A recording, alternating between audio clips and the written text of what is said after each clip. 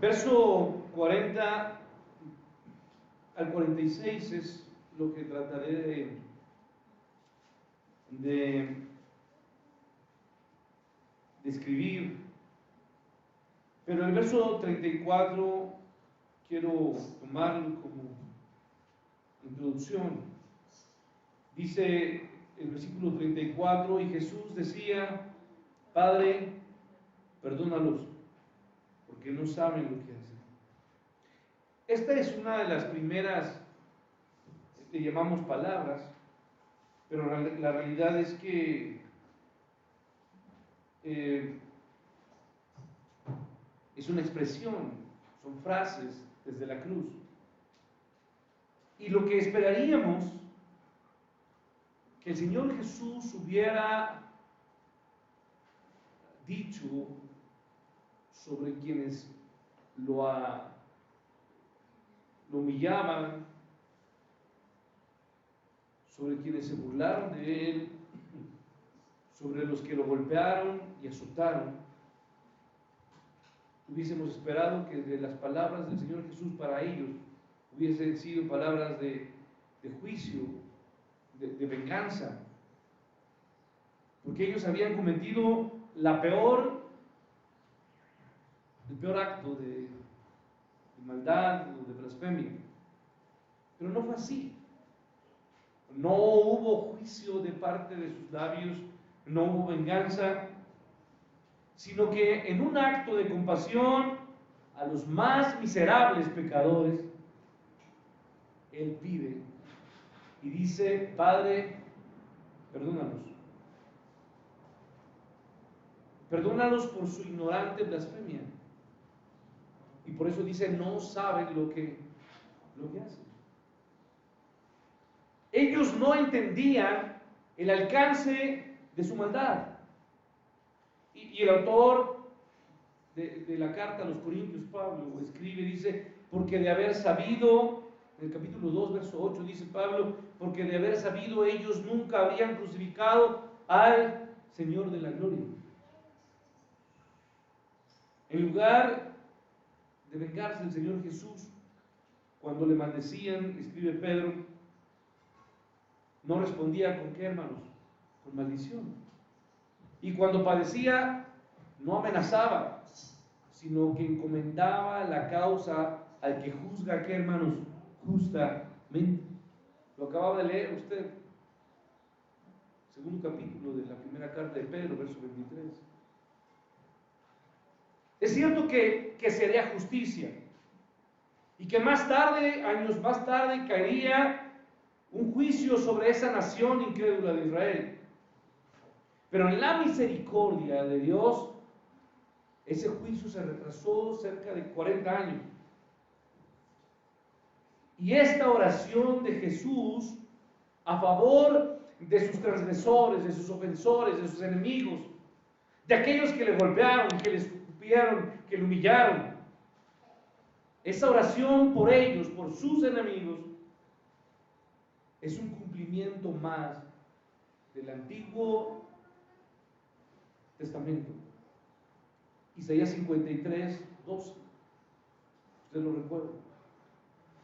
Ahora, la petición de nuestro Señor Jesús, Padre, perdónalos, en cierta forma es una oración general y muestra que no hay un pecado tan grave en contra del Hijo de Dios que no pueda perdonarse a los que se arrepienten. Mateo 12 nos dice esto. Lo que está diciendo es que esta oración nos está dando o está abriendo la posibilidad. El perdón de Dios es disponible, escuche bien, está disponible aún para aquellos que lo subieron y lo pusieron en donde, en esa que, hermanos, en esa cruz. Y usted quizá está pensando en aquellos romanos o judíos, pero yo estoy pensando en quiénes, hermanos, en nosotros. Porque nosotros, nuestros pecados, fue lo que nos llevó a Él a esa horrible cruz. Entonces, esa oración de manera general nos muestra que no hay pecado tan grave que no pueda ser perdonado a aquel que se arrepiente. El perdón está disponible para aquellos que los crucificaron y está hoy a disposición de cualquier corazón contrito y que se humille. Y también, por otro lado, hermanos, es una oración específica. Una oración específica de que Dios perdonaría a aquel que Él eligió para salvación, o a todo aquel que eligió para salvación antes de la fundación del mundo. O sea, esa oración de Padre estaba dirigida a quién, hermanos? A una persona en especial. Estoy hablando de usted, de mí. No son, y yo les he dicho, hermanos, no es tan adecuado que oremos, Dios bendice a quién, al mundo. No. Usted y yo debemos aprender a hacer oraciones específicas. La señora Marta Juárez, ¿qué está pasando con ese problema? ¿Sí me explico? Orar de manera general a veces se convierte en oraciones que, hermanos, huecas. Jesús estaba orando de forma específica por todos aquellos que sabían, o que sabía Él de manera predeterminada, serían, ¿qué, hermanos? Salvos.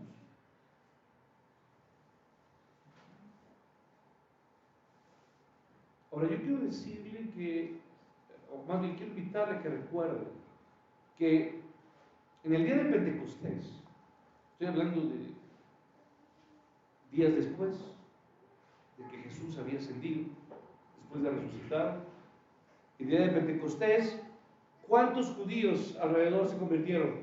3,000 almas. En esa predicación de Pedro, ¿recuerda usted? Pedro predicó y cerca de 3,000 almas fueron convertidas a Cristo. Y no solamente fueron convertidas, sino que se bautizaron, dice Hechos, el libro de los Hechos. Y con eso se dio el nacimiento de lo que hoy conocemos como la primera iglesia bautista en Jerusalén. La primera iglesia cristiana. Y poco después, semanas después, cerca de 5,000 hombres o más abrazaron la fe. Y sin duda muchos de los que habían creído, escuche bien, muchos de los que habían creído en ese momento, en el día de Pentecostés y semanas después, ellos habían estado donde antes, hermanos, en el Calvario. Ellos fueron testigos de qué, hermanos, de la crucifixión. Ellos quizá inclusive habían gritado, crucifícale.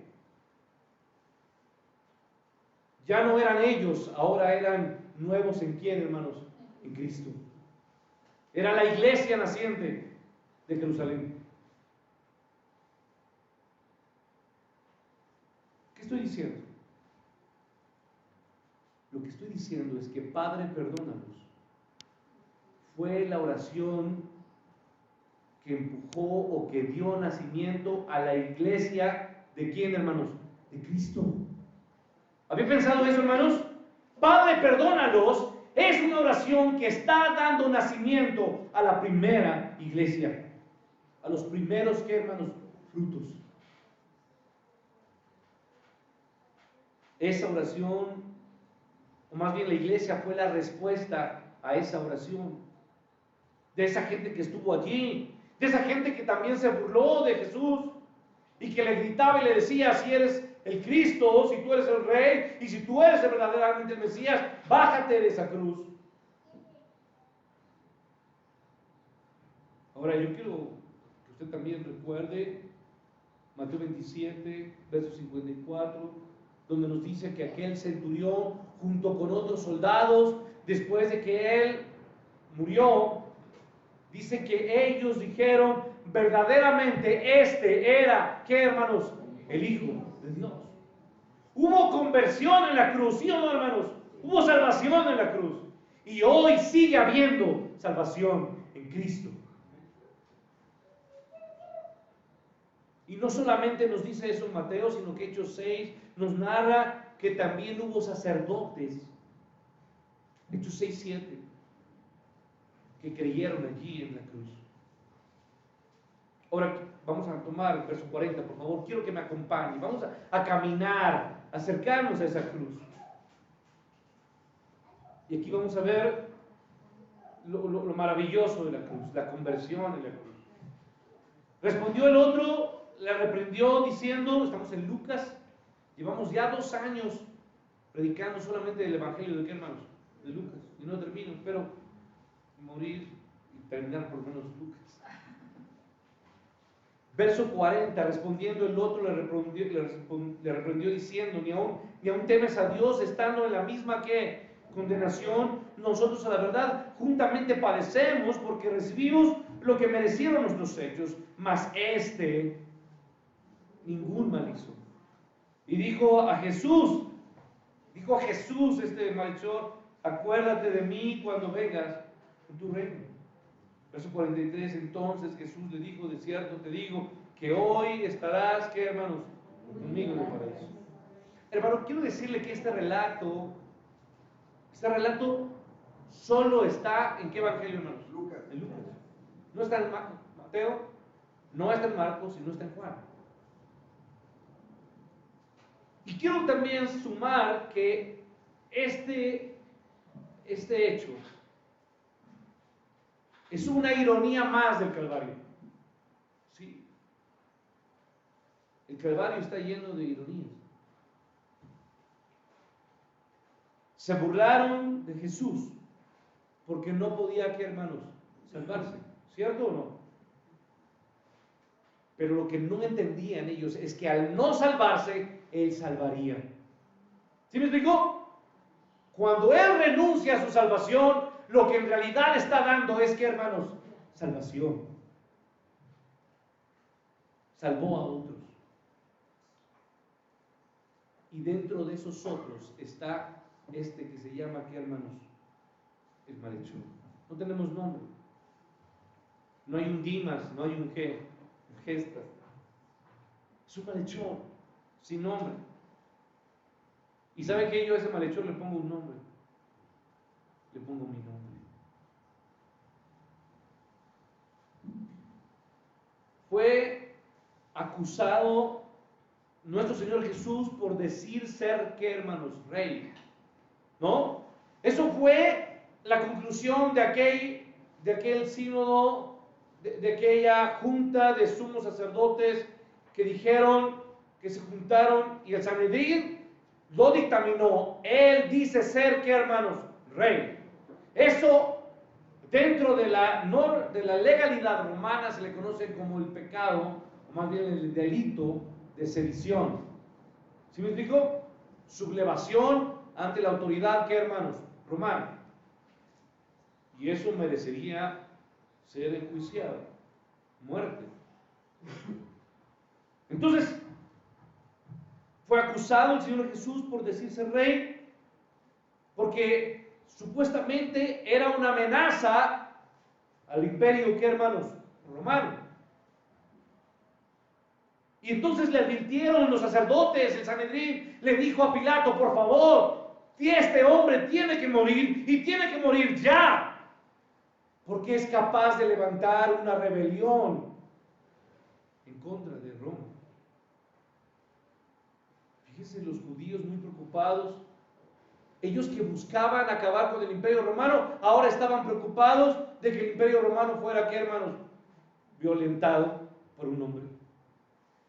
¿No es el absurdo? ¿Entiende la ironía del Calvario? ¿Entiende la ironía de la crucifixión, del proceso de juicio del Señor Jesús? Y fue tratado entonces, lo ridiculizaron, fue maltratado por esta rebelión que supuestamente él planearía. Se burlaron de él, fue ridiculizado, humillado, estaba impotente, estaba indefenso, fue tratado como rey y aquellos soldados le pusieron la corona y le dieron un pequeño palo simulando que era cetro y se postraron frente a él y dijeron, oh rey, burlándose, porque el hombre es bueno para burlarse. Desde niños, los niños ¿Son qué, hermanos? ¿Burlones o no? Son burlones. Y andan diciéndoles cosas ofensivas a sus propios compañeros. Ciegos, les dicen a los que tienen anteojos. Se burlan de los gorditos, ¿verdad? Son hirientes los niños, ¿sí o no, hermanos? Son hirientes. Y no se diga de los grandes, porque somos más ofensivos. Pero fue tratado entonces, fue acusado de blasfemar contra Dios, por lo que lo blasfemaron, lo hicieron maldito, le dijeron maldito, aunque él era el Dios verdadero. Fue inocente nuestro Señor Jesús, ¿cierto? Lo fue. Fue justo. Y Él murió por los culpables, culpables que alteraron toda la verdad e hicieron con la verdad lo que, ¿qué, hermanos? Lo que ellos quisieron. Eso sucede hoy en día, juicios alterados, ¿sí o no? Ocupan las pruebas en favor de ellos. Alteraron la verdad y cambiaron la verdad. Y la piedra del ángulo fue, ¿qué, hermanos? Desechada. Fue llamado maldito por sus enemigos que lo odiaban. Y fue maldecido en una forma incomparable. Aquí quiero subrayar y quiero que preste atención. El Señor Jesús efectivamente fue maldecido por sus enemigos, pero lo que usted y yo quiero subrayar con esto, es que el Señor Jesús fue maldecido mayormente, no por sus enemigos, sino por su propio, ¿qué, hermanos? Padre, no su pueblo. El Padre lo hizo, ¿qué, hermanos? Maldición. Usted no entiende esto. ¿Usted cree que fue maldito por la gente que lo asesinó y que lo llevó a la cruz? No. Fue el Padre que mayormente lo maldijo. Porque Él llevó el pecado a nosotros. Yo no sé si eso le pesa a usted, pero escuchar esto, hermanos, y entender esto trae dolor a mi corazón. El Padre que lo amaba, ¿no lo amaba el Padre? No fue Él que desde el cielo dijo, este es mi Hijo, ¿qué, hermanos? Amado. Él lo amaba con todo su corazón. El Padre amaba a su Hijo y sin embargo el Padre lo hizo, ¿qué, hermanos? Maldito. Eso es terrible, hermano. Él que lo amaba, su único hijo, no. Su único hijo fue hecho maldición. Aquel que da vida y que es vida, murió para que quienes estaban muertos pudieran algún día recibir la vida. Ahora, quiero concentrarme en un pecador espiritualmente muerto que estaba junto a esa cruz y colgaba igualmente de una cruz. Ya le dije que no sabemos su nombre. Y ese hombre, ese malhechor, momentos antes, había estado junto con los demás o se había unido a los demás, insultándole, ofendiéndole, humillándole. Sin embargo, hermano, aquí viene lo más maravilloso que pasa con cualquier vida, el pero Dios abrió el corazón de este, ¿qué, hermanos? De este hombre, de este pecador. Fue Dios, no fue otra cosa. ¿Me explico? No fue algo en este hombre. Es Dios quien tiene misericordia de quien quiere tener, ¿qué, hermanos? Misericordia. Fue la gracia de Dios que hizo cambiar y transformar el corazón de este malhechor. Abrió su corazón a la verdad. Y como un milagro poderoso, un milagro soberano, pero un milagro instantáneo, le dio fe y le dio vida eterna a este pecador. Ahora, Hago una pausa y le digo que el pueblo, los gobernantes, los romanos de ese momento, y ni siquiera este hombre entendió lo que estaba pasando en el Calvario, entendían lo que estaba pasando en el Gólgota. Pero en la miseria de este malhechor, este hombre comprendió claramente la verdad. ¿A través de qué, hermanos? A través de la misma manera que usted comprende la verdad. ¿Quién es el que convence de pecado? ¿Quién es el que convence de justicia? ¿Y quién es el que convence de verdad? ¿Quién es, hermanos? ¿El Espíritu qué, hermanos?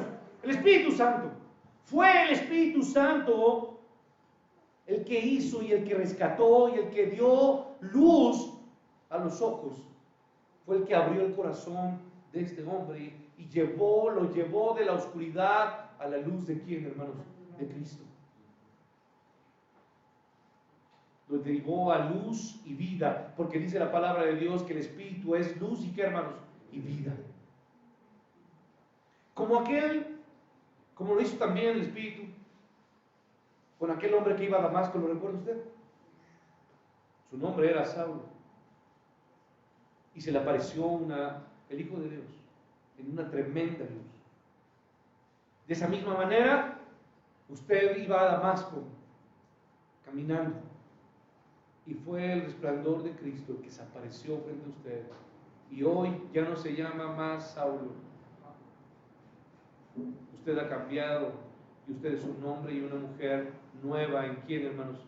En Cristo. Amén. Por medio de un milagro. El milagro más maravilloso, Dios nos dio la fe, porque por medio de fe somos, ¿qué, hermanos? Salvos. Y en este pasaje, hermano, hay 3 evidencias de que el corazón de este hombre fue transformado para salvación. Y todas estas suceden en lo que Dios hace en cada uno de sus hijos. Todo esto pasó en él y pasa en usted y pasa en cada creyente que es llevado a la gracia y a la salvación. Lo primero que necesitó y lo primero que experimentó este hombre, él tuvo temor de quién, hermanos, temor de Dios y temor del juicio de Dios. En un instante, repito, siendo el más miserable, dejó de insultar al Señor Jesús y ahora pasó a qué, hermanos, a defenderlo, ¿cierto o no? Dejó de insultarlo como toda la demás gente, la turba, lo hacía. Y entonces se atrevió a reprender a su compañero ladrón por hacerlo. Yo quiero decirle que ambos malhechores que habían sido o estaban crucificados a los lados del Señor, de la cruz del Señor Jesús, lo ofendieron y lo habían maldecido desde el principio que comenzó este proceso de crucifixión. Pero este hombre del que estamos hablando, del que fue salvo, de repente se queda aquí, hermanos, callado. Y aunque escuchen bien, él estaba sufriendo la muerte en su cuerpo, ¿cierto o no? Él estaba padeciendo el dolor en sus manos, el dolor en su cuerpo, la poca respiración en sus pulmones. Este hombre estaba sufriendo el tormento de la cruz. Y a pesar, aunque estaba soportando este sufrimiento, su mente se aclara. Y entonces, hermanos, al aclararse su mente, la idea que él tenía de lo que era Jesús cambió. Y entonces entendió que Jesús no debía de ser tratado como estaba siendo, ¿qué, hermanos? Golpeado, humillado, tratado. Y eso tendría que ser lo que pasaría en cualquiera de nosotros. Antes nuestro concepto de Jesús era uno, pero hoy no toleramos que Jesús sea ofendido. Que la gente hable cosas absurdas acerca de quién, hermanos, de nuestro Señor, porque Él es nuestro Rey, nuestro Dios y nuestro Señor. Y no vamos a permitir que nadie hable cosas que no son verdad de Cristo. Él es el Salvador, Él es el único Señor y Él es el Rey de gloria. Y sus hijos tenemos que hablar y levantar lo más grande de Cristo. ¿A través de qué, hermanos? De nuestras vidas. Este hombre entonces cambió su idea de lo que era Jesús, de cómo tenía que ser tratado por completo, y entonces ahora está consternado. Está consternado y sorprendido de cómo están maltratando a quién, hermanos, a Cristo, a Jesús. Verso 40, por favor, hermanos, dice el texto: respondiendo bruscamente, ¿qué hizo, hermanos? Reprendió. Bruscamente es algo que yo añadí, es versión Max Weber. Respondiendo, reprendió, diciendo: ¿y aún temes tú? ¿A quién, hermanos? A Dios, estando en la misma, ¿qué, hermanos? Condenación. Aquí me detengo. Su arrebato. La forma arrebatada debió haber sorprendido y asustado inclusive al otro ladrón. Antes estaba también ofendiéndolo, ¿sí o no? Y ahora está enojado. Ahora está molesto. Ahora le grita y le reclama. Este hombre había comprendido que era inaceptable lo que estaban haciendo con Jesús. Y entonces este hombre confrontó su trágica condición de lo que fue momentos antes. Lo primero que hace un creyente es verse y ver su condición, que, hermanos, miserable. Yo antes ofendíamos al Señor Jesucristo, ¿sí o no, hermanos? ¿Lo hacíamos o no? Lo hacíamos. Antes lo ignorábamos. Antes nos burlábamos de su palabra y de sus mandamientos. Antes nuestra vida era totalmente ofensiva a Cristo y a su ley. Este hombre comprendió lo que su vida momentos antes era y la condición de miseria en la que estaba. Y en un instante pasó de ser parte de esa situación y ahora era incapaz de entender lo que había pasado con él. ¿Por qué, hermanos? Vuelvo a lo que dije hace un momento. Esta es la obra de quién, hermanos, del Espíritu. ¿Qué, hermanos? El Espíritu Santo. Él fue el que lo convenció de que estaba violentando la ley de quién, hermanos, de Dios. El Espíritu Santo, lo repito, convence de pecado, de justicia y de qué, hermanos, de juicio. El Espíritu Santo le hizo entender que había violado la ley de Dios. Admitió entonces que la sentencia humana, cómo lo habían juzgado a él y a ese malhechor, era justo o no, hermanos. ¿Entendió eso o no? Entendió que las reglas humanas de la sociedad ahora estaban actuando justamente. Porque él dijo: lo que estamos viviendo es algo que tú y yo, ¿qué? Merecemos. Pero no solo eso, sino que comprendió que el tormento que soportaba por romper la ley era insignificante. Escuche bien. Porque si usted tiene temor, no sé qué cosas haya hecho en esta vida, pero cuando hacemos algo incorrecto, nosotros tenemos temor de pagar la, ¿qué, hermanos? La consecuencia. Si usted roba, usted puede ir a ¿dónde, hermanos? Al Ministerio Público y a la cárcel. Y muchas otras cosas, que si usted copia en un examen, pues lo van a reprobar. Si usted actúa de forma violenta, pues lo van a llevar a falta administrativa. No sé, hay tantas cosas. Y usted a veces tiene temor de las consecuencias de lo que vive aquí. Pero lo que usted está pasando por alto, está olvidando, es que hay un juicio mayor que una cárcel, que un examen reprobado, que un problema en esta sociedad. No, hermanos. Hay un juicio. Y este hombre había comprendido que lo menor era morir en esa cruz. Y lo mayor, porque había un juicio mayor, no era posible comparar el sufrimiento de ese momento con el juicio divino y una vida eterna. ¿En dónde, hermanos? En el infierno. Yo tengo que decírselo, hermano. Dios es un Dios de amor que ha abierto un cielo eterno para todo aquel que cree. Pero Dios también tiene reservado un infierno. Escuche bien, un infierno donde allí será el llorar y el crujir de dientes. Allí todo será dolor, soledad, vacío, sufrimiento eterno. Porque ahí no hay esperanza del consuelo de Dios. El infierno es una realidad y usted debe de temer a Dios y de temer el juicio de Dios.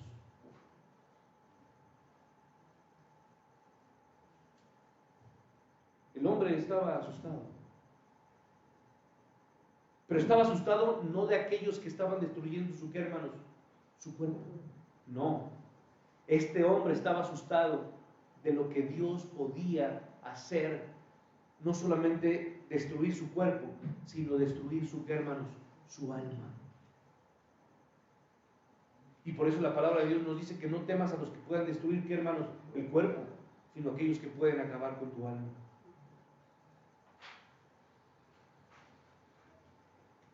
Es característico, hermanos, de los hombres no regenerados, que ellos no tienen temor de quién, hermanos, de Dios.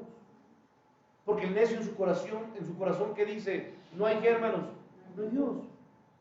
Ese es el razonamiento y es lo que me preocupa, que usted viva pensando que no hay ¿qué, hermanos? No hay Dios.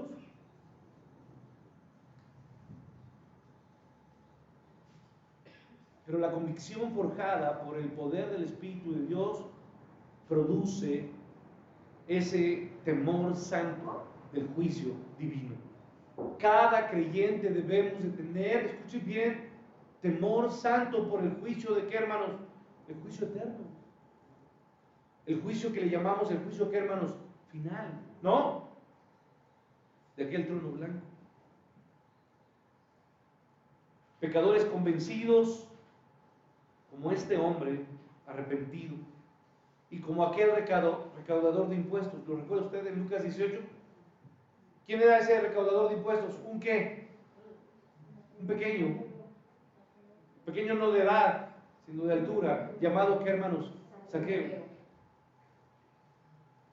Pero también aquel recaudador de Lucas 18:13 que golpeaba su pecho y gritaba y decía, Dios sé propicio ¿qué?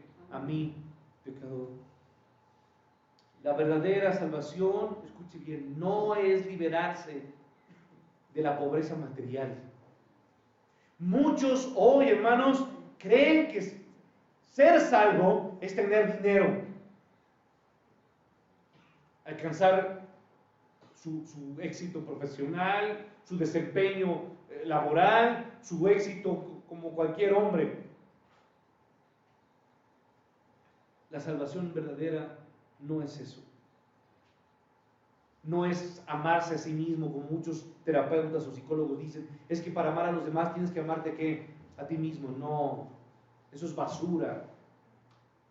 El creyente no necesita autoestima, necesita amar a Cristo y solo a Él. Hermano, la verdadera salvación no es salvarse de los problemas que usted está viviendo aquí, con su familia, con sus hijos, con su trabajo, con su jefe, con su situación. Eso es pequeñez, eso son cosas absurdas. La verdadera salvación es ser libre de la ira y del juicio de quién, hermanos, de Dios. Ese sí es un problema.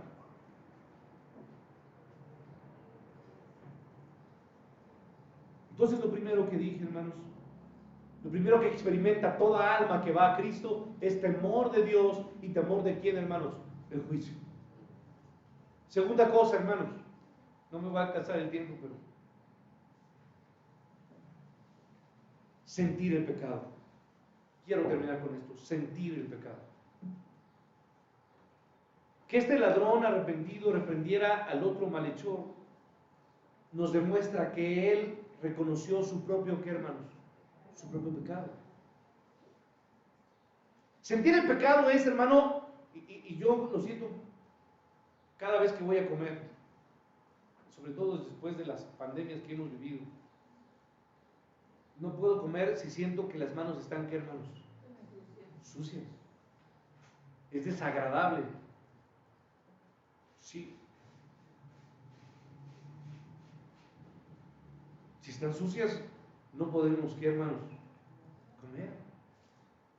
Y máxime, si de ese plato va a tomar, ¿quién, hermanos? Otra persona. No. Hay una sensación incómoda. Verso 41, nosotros a la verdad, que dice Lucas, justamente que, hermanos, padecemos, porque recibimos lo que merecieron nuestros, ¿qué, hermanos? Hechos. ¿Recuerda usted aquel hijo? El hijo que despilfarró toda la riqueza de su padre, que deseó la muerte de su padre y que le dijo, yo quiero que te mueras porque quiero mi herencia. Y cuando estaba ese hombre, después de haber perdido todo y estar en el suelo, peleándose con quién, hermanos, con los cerdos por la comida, las algarrobas, peleándose allí, dice que este hombre volvió, ¿qué? Volvió en sí, razonó, entendió, se le aclaró la mente y dijo, he pecado ¿contra quién? Contra el cielo y contra mi Padre. Hermanos, cuán necesario es esto, volver en sí. Yo le invito a usted, hermano, que vuelva en sí, que entienda. Lo decía apenas el hermano Samuel, que nos visitó, ¿se acuerdan? A los jóvenes les decía, por favor, que no lo hagan. No vivan como viví, como yo viví, como yo me alejé de Cristo. Entró en razón y admitió ser un pecador. Este malhechor, igual que ese hijo pródigo, entendió que en cierta forma la justicia de la sociedad funciona.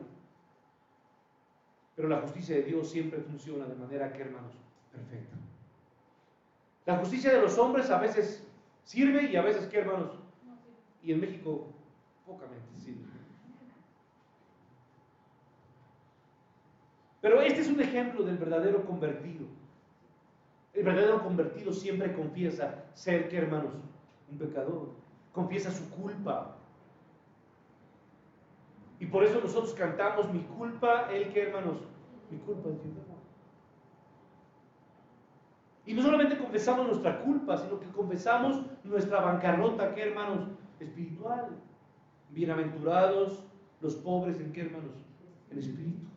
Porque son ellos los que han reconocido la miseria de lo que son. Usted y yo así caminábamos. Nos arrastrábamos y solamente podíamos ni siquiera hablar.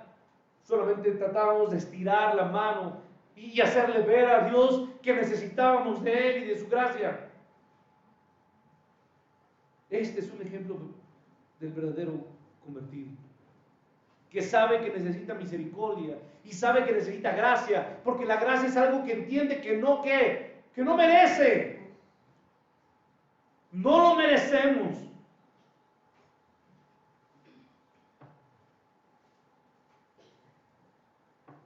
No merecíamos escapar del juicio. ¿Sí merecíamos, hermanos?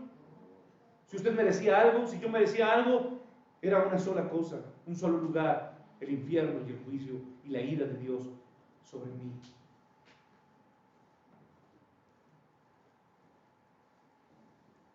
Yo soy de los llamados imperdonables. Yo soy un pecador indigno.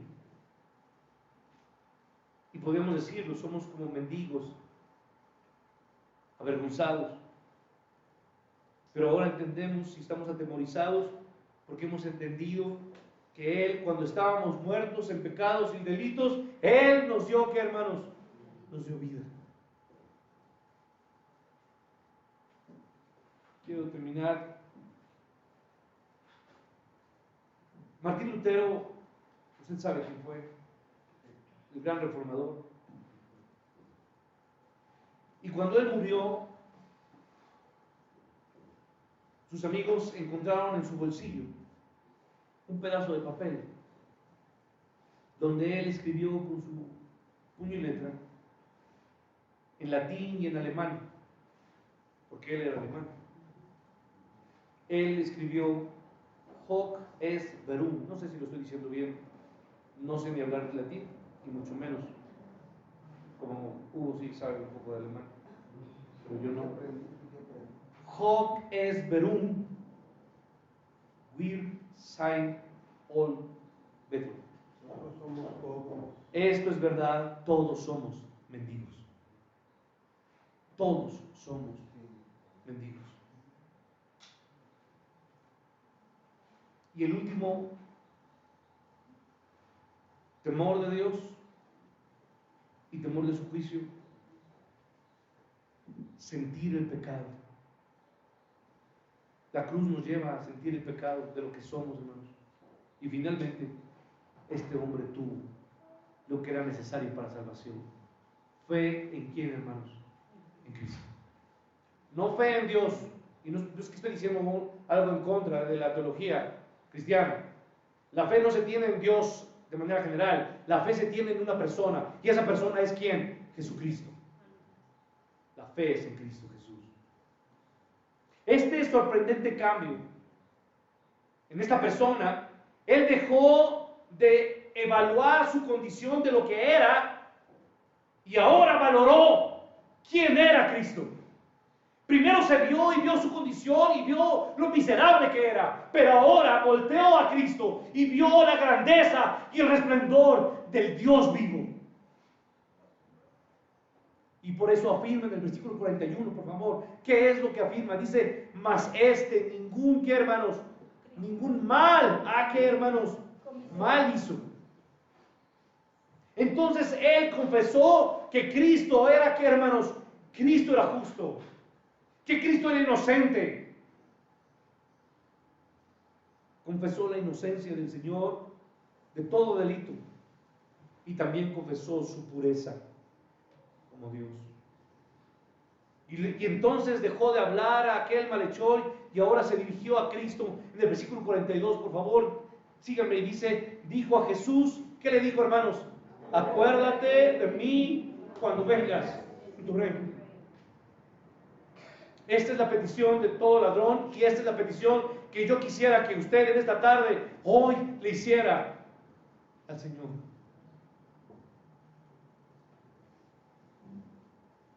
Sin esta petición, escuche bien, no hay entrada al reino. Este hombre, escuche bien, este hombre arrepentido, basó su petición en la oración que había escuchado de quién, hermanos, de Jesús, ¿cierto o no? Jesús había orado antes y él lo había escuchado, y había escuchado que Jesús había dicho, Padre, ¿qué? Perdónanos. Y esa oración fue lo que le dio la esperanza de añorar, de anhelar que él pudiera ser, ¿qué, hermanos?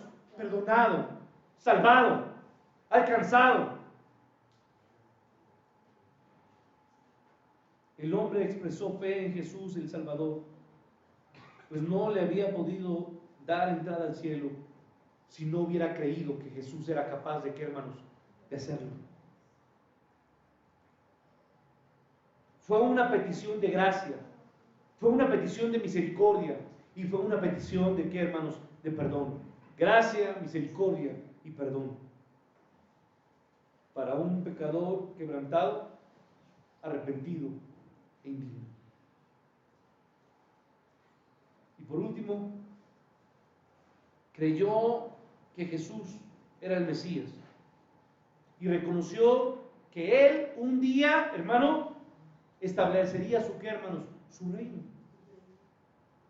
El reino que prometió a Abraham, el reino que prometió aquí, hermanos, a David, y que tantos profetas habían hablado. Es probable que sabía que Jesús tenía poder sobre la muerte. ¿Y por qué lo digo así, hermanos? Porque muy seguramente la noticia de Lázaro, el resucitado, se había expandido en toda Jerusalén y en todas aquellas regiones. Y muy probablemente había estado consciente de la promesa hecha en Daniel 12:2, donde dice que muchos de los que duermen serán despertados para vida eterna. La petición de este malhechor arrepentido en la cruz fue que Jesús lo resucitara y diera entrada a ese reino. A ver, hermanos, este malhechor cree que pensaría que podía sobrevivir a la muerte en la cruz. Hermanos, no. Sin embargo, pensaba que en aquel día, cuando Jesús en su reino viniera, podría levantarlo de donde, hermanos, de los muertos. Y la respuesta del Señor Jesús, póngase de pie, por favor, verso 43, quiero que la lea conmigo. Dice el verso 43, usted lo tiene ahí, por favor, léalo junto conmigo. Entonces Jesús le dijo, de cierto te digo que hoy estarás conmigo en el paraíso.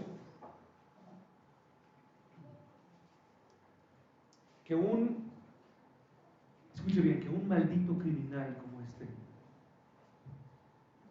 que era catalogado como imperdonable, se le prometiera entrar al reino de Dios, era un escándalo para los judíos, era un absurdo. Como un maldito criminal, Jesús se atrevía a decirle que estaría, ¿quién, hermanos?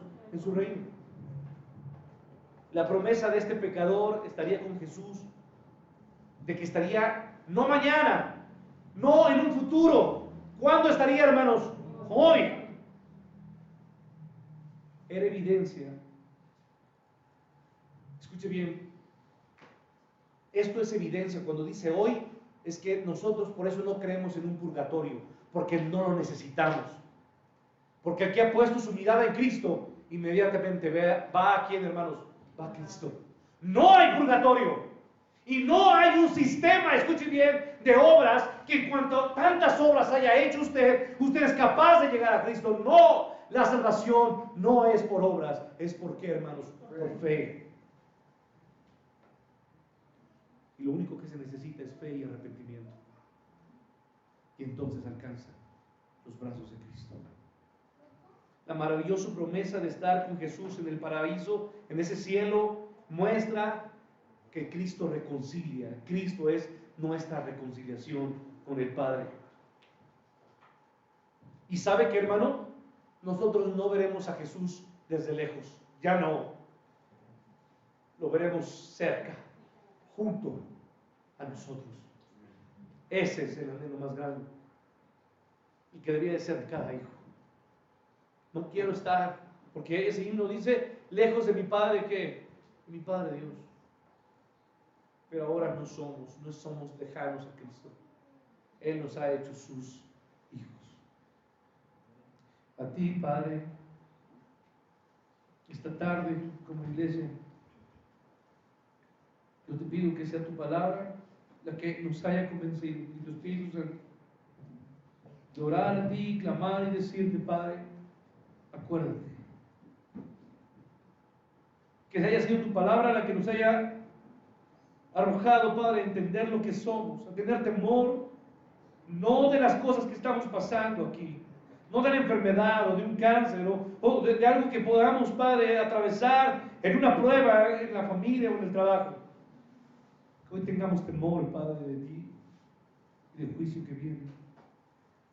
Pero también, Padre, que reconozcamos lo miserable que somos y la necesidad que tenemos, Padre, de salvación. Que reconozcamos que el pecado, Padre, nos ensucia y nos corrompe y nos hace totalmente, nos separa de ti. Pero que es tu infinita gracia, tu perdón, Padre, la que nos acerca a ti, Señor. Acuérdate de nosotros, Padre. Ayúdanos, Señor, a pedirte, Padre, porque vengas y visites nuestra vida y nuestra familia y los nuestros. Hoy, Padre, nuevamente tu cruz se convierte en un lugar de salvación para todo aquel que cree. Hoy hazte presente, Señor, y que cada persona aquí, Padre, te pueda ver como su Salvador. Gracias, Señor, por tu palabra. Gracias por hablarme a mí con tanto amor, pero con tanta fuerza. Porque tú, al que amabas, Padre, tú hiciste maldición por mi pecado. Y por medio de esa cruz y de esa muerte, tú nos diste vida. A ti la gloria, Padre.